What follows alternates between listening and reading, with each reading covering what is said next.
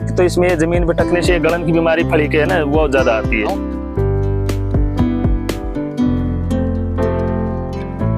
10 दिन पहले मौसम खराब था, 15 दिन तक बहुत खराब रहा, तो उसमें बर्फ भी बड़ी, धुंध भी रही, तो हमने इसको बचा के रखा क्योंकि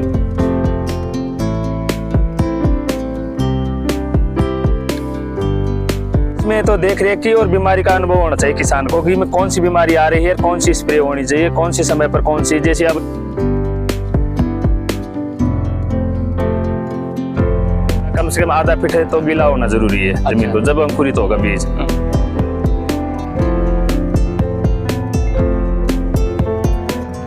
डीएपी भी छांटते हैं और एसएसपी जिसको राकड़ बोलते हैं एसएसपी लेते हैं, जैसे जरूरत पड़ती है पोटाश की भी छटाई करते हैं इसके अंदर जी।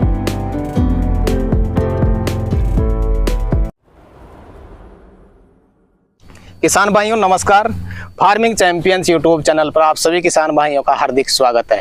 तो किसान भाइयों आज मैं पहुंच चुका हूं राजस्थान के जयपुर डिस्ट्रिक्ट में और आज आपको जानकारी देने वाले हैं मटर की खेती के बारे में। मटर की खेती यहाँ पे आप देख सकते हैं, मेरे साथ में एक अनुभवी किसान भाई है जिन्होंने शानदार मटर की खेती कर रखी है। इस खेती को आप अगेती भी नहीं कह सकते, पछेती भी नहीं कह सकते, जो बीज की खेती होती है वो यहाँ पे इन्होंने कर रखी है। तो इनसे हम जानकारी लेने वाले हैं, इन्होंने इसका बीज रोपण कब किया, खेत की तैयारी किस तरह से की, इस मटर की खेती में कौन कौन से रोग लगते हैं, इसमें नए किसान भाई को क्या समस्या आ सकती है, इसमें कितना खर्चा होता है, कितना प्रॉफिट होता है, पूरी जानकारी लेने वाले हैं इस वीडियो में। तो वीडियो को कंप्लीट देखें, वीडियो पसंद आए तो लाइक शेयर करें और जिन किसान भाइयों ने अभी तक हमारे चैनल को सब्सक्राइब नहीं किया चैनल को सब्सक्राइब कर लें। तो आइए किसान भाइयों आज का वीडियो शुरू करते हैं। सर नमस्कार। राम राम साहब, राम राम सर जी। सबसे पहले तो किसान भाइयों को अपना परिचय बता दें। मेरा नाम बाबूलाल मीणा है, तहसील लालसोट, जिला दौसा, राजस्थान का रहने वाला हूँ जी। वर्तमान में मैं बस्सी तहसील के ग्राम गोकुलपुरिया में खेती कर रहा हूँ जी जी। तो सर यहाँ पे रेंट पे काम करते हो? हाँ रेंट पे। ओपन फील्ड की सब्जियां भी करते हैं? हाँ ओपन फील्ड कर रखे हैं, मटर है, जैसे पत्ता गोभी है, गाजर भी है, मूली भी है, प्याज भी है और पोली हाउस में भी कर रखे है। ज्यादा फोकस तो सब्जियों पे ही है? हाँ ज्यादा फोकस सब्जी पे, जैसे हाँ सब्जी का करते हैं, ज्यादातर तो सब्जी का करते हैं। अच्छा तो सर जी मटर की खेती के बारे में किसान भाई को जानकारी देने वाले हैं इस वीडियो में। तो सबसे पहले तो बता दें कि मटर की खेती करीब कितने साल से करते हैं आप?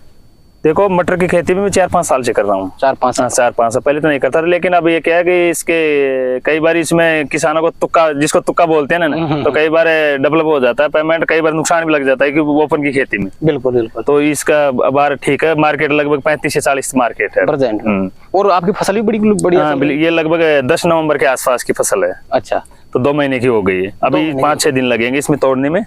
और बढ़िया फली भी सही है और फ्रूटिंग भी सही है। अब वर्तमान में बर्फ नहीं जमेगी ना तो 1 नंबर माल निकलेगा इसमें, तो बिल्कुल अक्सार है, पूरी ग्रोथ भी ठीक है और माल भी फली भी सही सेट है। वर्तमान में कोई रोग भी नहीं है इसमें। कोई रोग भी नहीं है। तो सर जी कितने क्षेत्र में लगा रखे हैं मटर इस बार आपने? ये मान लो लगभग 1 एकड़ मान लो। 1 एकड़ में? हाँ 1 एकड़ में जी। तो सर जी नया किसान भाई जैसे मटर की खेती करना चाहता है तो सबसे पहले तो इसके लिए जैसे खेत की तैयारी कैसे करते हो आप शुरुआत में? खेत की तैयारी पहले तो इसमें लौकी थी, मटर से पहले लौकी थी, गर्मी की बोलते हैं उसको। अच्छा। लौकी के बाद में इसकी खेत की सफाई उपाय करके गोबर खाद डाल के एरा पलाव निकाल के और जोत निकाल के लेवर लगा के चुबाई की इसमें। अच्छा लेवर से कई लोग सीडरिंग से उड़ाई भी कर देते हैं मटर करते हैं ना, लेकिन वो इतना जो चुबाई से होता है ना उतना गैप नहीं रहता उसमें, वो थोड़ा सा ज्यादा हो जाता है ना, जो नजदीक हो जाता है तो उसमें इतना माल नहीं निकलता है। माल नहीं निकलता, इसमें लेवर का एक्स्ट्रा खर्चा है, तो जितना लेवर लगती है उतना किसान को फायदा मिल जाता है। करीब 1 एकड़ में कितना बीज लगता है अपना अगर? इसमें लगभग 40 किलो के आसपास बीज लगे। 40 किलो के आसपास जी। तो जो आपने तैयारी की सर जी, कौन से महीने में तैयारी की खेत की? ये तो सितंबर में तो तैयारी की, तो वो अक्टूबर में से सितंबर तक तो तैयारी हो गई और इसको नवंबर को 10 नवंबर के आसपास इसको चुबाई करवा दी जी। थोड़ा प्रोसेस सर जी आपका तो प्रोसेस है खेत तैयारी करने का, कितनी बार जुताई करते हैं, कौन कौन सा खाद डालते हैं, थोड़ा वो बता दिए किसान भाइयों को। देखो पहली बार तो इसको लौकी के बाद में जैसे मान लो किसी के खाली भी रहता है, जिसको सावणी बोलते हैं, बदवाड़ बोलते हैं, तो भी रहता है, तो उसमें बाद जो तो उस हिसाब से पहला निकालना, रोटोवेटर निकालना और मेज देना, वो तो काम चलता है जी। फिर उसके बाद में जैसे गोबर का खाद अपने कम है, इसमें कितना डालना है, तो उस हिसाब से 2 ट्रॉली 4 ट्रॉली 5 ट्रॉली, अब इसमें तो हमने 5 ट्रॉली गोबर खाद की डाली है। 1 एकड़? हाँ 1 एकड़ 5 ट्रॉली ना, बिल्कुल गड़ा हुआ खाद था, बढ़िया खाद था, तो वो डाला। फिर उसके बाद उसको फैला के और उसमें रोटोवेटर निकाल के वो जोत निकाल के और एरा पिलाव निकाल के फिर कुछ बाद में कंप्लीट सूख गया। फिर उसके बाद में लेबर बुला के इसमें चुबाई कर दी। अब चुबाई में जैसे मान लो हमें डीएपी भी छांटते हैं और एसएसपी जिसको राखड़ बोलते हैं एसएसपी लेते हैं, जैसे जरूरत पड़ती है पोटाश की भी छटाई करते हैं इसके अंदर। जी जी जी।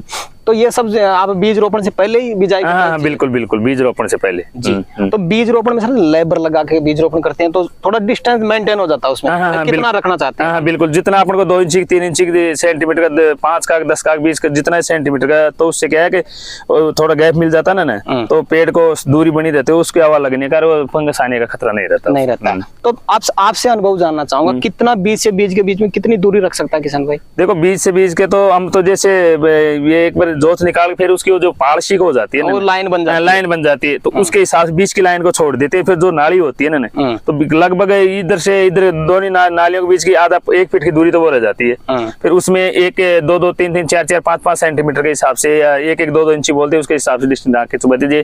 2 बीज 4 बीज उस हिसाब से चुबाते हैं जी। तो सर जी जैसे अपन ने बीज रोपण भी कर दिया, उसके बाद में पानी तो आप मिनी चलाते हैं? मिनी इसमें बीज चौप के फिर 2 दिन बाद में अगर उनको पानी डालना है तो ये बड़े फुहारे चला के फिर मिनी स्टाई कर दिया इसमें। अच्छा। अब ये मिनी लास्ट तक इसमें चलेंगे तो इससे ज्यादा भी कम नहीं होगा ना नमी, और कम भी नहीं होगी, जितना जरूरत पड़ता है उस हिसाब से। शुरुआत में कितनी देर चला सकते हैं अपन मिनी चला? शुरुआत में अगर मिनी चलाए ना तो कम से कम 5-6 घंटा, कम से कम आधा फीट तो गीला होना जरूरी है जमीन को, जब अंकुरित होगा बीज। या बड़े अंकुरित कितने दिन में हो जाता है अपना ये बीज? ये 5-6 दिन में अंकुरित हो जाता है। और उसके बाद में किसान भाई पानी का क्या शेड्यूल बना सकता है? फिर उसके बाद में जैसे अंकुरित हो गया तो कितना अपने खरपतवार है इसमें, तो उसकी ननाण खरपतवार करानी जरूरी है, तो उस हिसाब से खरपतवार होगी। उसके बाद में नॉर्मल चलाओ जैसे कोई जरूरत है तो, और फिर उसके बाद में कोई खाद भी जैसे डीएपी छांटना है, स्प्रे करना है, उमिक देने को जड़ के लिए एक उमिक या जीव कोई भी खाद मल्टी माइक्रो न्यूट्रिएंट या माइक्रो फर्टिलाइजर कोई सा भी देना है तो उस हिसाब से दे सकते हैं। फिर मिनी से चला सकते हैं? हाँ, मिनी से भी चला सकते हैं, या किसान है जिसके पास वो जुगाड़ नहीं है पानी में छनाने का तो हाथ से भी छांट सकता है। हाथ से छांट बिल्कुल। सर जी मुख्य चीज ये होती है कोई भी खेती में, अगर किसान को बीमारियों की पहचान नहीं है सफल वो नहीं हो सकता। हाँ बिल्कुल, इसमें तो देख रेख की और बीमारी का अनुभव होना चाहिए किसान को कि कौन सी बीमारी आ रही है, कौन सी स्प्रे होनी चाहिए, कौन सी समय पर कौन सी। जैसे अब बार मान लो 5-7 दिन पहले मौसम खराब था, 15 दिन तक बहुत खराब रहा, तो उसमें बर्फ भी पड़ी, धुंध भी रही, तो हमने इसको बचा के रखा है, क्योंकि दो बार तो इसमें हमने सल्फर का स्प्रे निकाल दिया, लिक्विड वाली का सल्फर का स्प्रे निकाल दिया। तो इसमें बार वर्तमान ना तो इसमें पीलापन है बिल्कुल, ना कोई रोग है। अब देखो अब मौसम ये साफ रहता है तो किसान को मालामाल हो जाएगा इसमें। अगर अब बर्फ जम गई है ना, अगर बर्फ जम गई तो बिल्कुल नष्ट हो जाएगी। तो सर जी अब चांस बर्फ जमने का तो बिल्कुल कम ही मान सकते हैं? नहीं कम ही है, लेकिन अभी ये जनवरी में तो रहता है, तो एक बार अगर बर्फ जम गई माइनस हो गया 4-5 डिग्री आ गया तो बिल्कुल साफ हो सकता है ये फसल। नहीं बार इस टाइम पे कोई कमी नहीं है, माल भी सही सेटर है और बिल्कुल फ्रूटिंग भी सही है। तो इसमें सर जी मुख्य बीमारियां कौन कौन सी लग सकती है? मुख्य बीमारी एक तो इसमें ये बर्फ की है, एक तो सर्दी की, तो एक तो ये बर्फ की है तो खतरनाक ही है ये तो। फिर इसके अलावा एक फली का गल जाती है फली, जैसे एक फंगस आ जाना, यहाँ से जमीन पे टच रहती है फली यहाँ से, तो इसमें क्या है कि इसमें फंगस आ जाता है इसमें, तो उसका भी इसका स्प्रे करना जरूरी है। जैसे फंजीसाइड कोई सा भी ले लो, मान लो काफी फंजीसाइड कंपनी का फंजीसाइड है तो कोई सी का भी स्प्रे कर सकते हैं, तो वो फली का फफूंदनाशक है, वो रोग नहीं आता, वो फली सही रहती है। अच्छा जी। तो सर जी अब अपनी जो क्रॉप है करीब कितने दिन की हो चुकी है? ये हो गए 2 महीने की। 2 महीने की।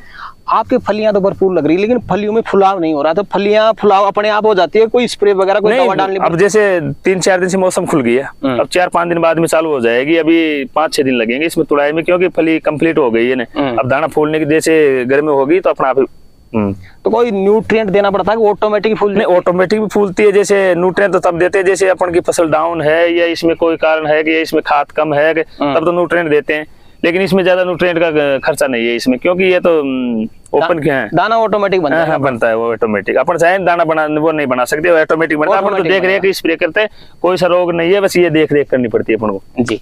तो सर जी अगर एक आइडिया लूं आपसे मैं, करीब 1 एकड़ में कितना खर्चा हो सकता है अपना शुरू से लेकर? देखो खर्चा तो लगभग इसमें तो ज्यादा नहीं है, मटर का खर्चा तो मान लो 10,000 रुपए का है, बीज का लेबर का वैसे ज्यादा नहीं है। बस टोटल 1 एकड़ में 10,000 रुपए का। और क्या उम्मीद लगा सकते हैं? अब उम्मीद तो सुनो मेरी बात, अगर इस टाइम 30-35 का मार्केट है तो ये 1 एकड़ से 2 लाख के मीटर बिक सकते हैं। अच्छा, 1.5 लाख का बिक सकते, 1 लाख का भी 50,000 का भी सकते हैं। ये कोई उम्मीद, किसान तो सब यही सोचता है कि अपने डबल प्रॉफिट हो, लेकिन अंदाजा के तौर पे भाई जैसे मार्केट सही अभी वर्तमान में मार्केट है 30 से 40 तक है, तो 35 भी मान लो मार्केट मिल जाए तो 1.5-2 लाख के मीटर हो जाए इसमें। अगर ये बर्फ जम गई, ये पूरा नष्ट हो गया तो किसान का खर्चा भी पड़ जाता है। बिल्कुल वो बात तो सही है। तो सर जी वीडियो के अंत में कोई मुख्य चीज आप बताना चाहें नए किसान भाइयों को तो बता दें अपनी तरफ से। मतलब ये किसान भाई को देख रेख समय पर करे, पानी का विशेष ध्यान रखे, ज्यादा पानी की भी जरूरत नहीं है इसमें, और विशेष ध्यान रखे बस कौन सी बीमारी आ रही है ये एक तो इसमें जमीन पे टकने से गलन की बीमारी फली के है ना वो ज्यादा आती है, उसको फंगस ही फंगस ही बोलते हैं ज्यादा, तो उसका देख रेख विशेष ध्यान रखे और कोई ज्यादा दिक्कत नहीं है। हर कोई कंपनी वाला किसान भी ये खेती कर सकता है। बिल्कुल।